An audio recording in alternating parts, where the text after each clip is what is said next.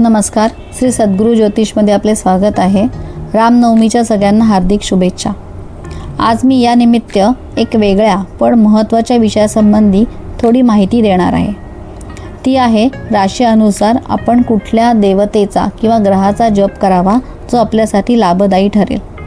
आजच्या धकाधकीच्या जीवनात कोणालाही मोठे उपाय किंवा उपासना करण्यासाठी वेळ नसतो. आपले जीवन हे घड्याळाच्या काट्याप्रमाणे चालते. त्यामुळे दररोज जर 5 मिनिटात होईल असा कुठला जप किंवा उपासना आपल्याला कळली तर आपल्या आयुष्यात चांगले बदल आणि इच्छित फलप्राप्ती होण्यासाठी नक्की मदत होईल. तर पाहूयात असे कोणते जप आहेत. आपल्या कुंडलीत येणारी प्रथम स्थानी जी रास असते त्याला लग्न राशी म्हटलं जातं. तसेच पंचम स्थान हे उपासनेचं स्थान मानलं गेलं आहे. त्यामुळे या 2 स्थानांमध्ये येणारी जी रास असते त्या राशींच्या ग्रहांचा किंवा देवतेचा जप जर आपण रोज केला तर आपल्यासाठी फलदायी ठरू शकतो. त्यासाठी आपल्याला दिवसभरातले फक्त 5 मिनिटे द्यायचे आहे. मग पाहूया कुठल्या राशीसाठी कुठला जप करावा. जर प्रथम स्थानी मेष रास येत असेल तर ओम गंग गणपतये नमः 108 वेळा आणि ओम सूर्याय नमः 12 वेळेला हे 2 जप आपण करावे. जर प्रथम स्थानी वृषभ रास येत असेल तर ओम श्री महालक्ष्मीभ्यो नमः आणि ओम नमो भगवते वासुदेवाय हे दोन्ही जप 108 वेळा करावे.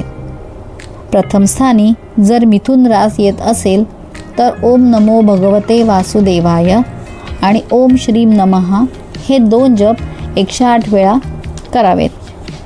जर प्रथम स्थानी कर्क रास येत असेल तर ओम नमः शिवाय आणि ओम श्री गणेशाय नमः हे दोन्ही जप आपण 108 वेळा करावे. प्रथम स्थानी जर सिंह रास येत असेल तर ओम सूर्याय नमः हा जप 12 वेळेला आणि श्री गुरुदेव दत्त हा जप 108 वेळा करावा. यामुळे आपल्याला नक्कीच खूप चांगल्या प्रकारे फायदा होऊ शकेल. पुढची रास आहे कन्या. जर प्रथम स्थानी कन्या रास येत असेल तर ओम नमो भगवते वासुदेवाय आणि ओम शम शनेश्चराय नमः हे दोन्ही जप 108 वेळा करावेत. पुढची रास तूळ.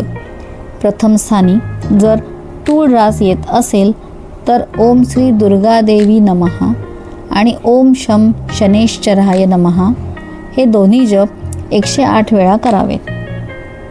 प्रथम स्थानी जर वृश्चिक रास येत असेल तर अशा जातकांनी ओम गंग गणपतये नमः आणि श्री गुरुदेव दत्त हे दोन्ही जप 108 वेळा करावे.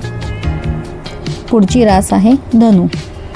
धनु रास जर प्रथम स्थानी येत असेल तर अशा जातकांनी श्री गुरुदेव दत्त आणि ओम अंगारकाय नमः हे 2 जप 108 वेळा करावे. पुढची रास आहे मकर. जर प्रथम स्थानी मकर रास येत असेल तर अशा जातकांनी ओम शम शनेश्चराय नमः आणि ओम श्री लक्ष्मी नारायणाय नमः हे 2 जप 108 वेळा करावेत. पुढची रास आहे कुंभ. जर प्रथम स्थानी कुंभ रास येत असेल तर अशा जातकांनी ओम शम शनेश्चराय नमः आणि ओम नमो भगवते वासुदेवाय हे दोन्ही जप 108 वेळा करावे. राशीमंडळातली शेवटची रास आहे मीन. जर प्रथम स्थानी मीन रास येत असेल तर अशा जातकांनी श्री गुरुदेव दत्त आणि ओम नमः शिवाय हे 2 जप 108 वेळा करावेत. जर आपण आपल्या राशी अनुसार लाभदायी ग्रहांचे जप जर दररोज केले तर आपल्याला नक्की फायदा होतो.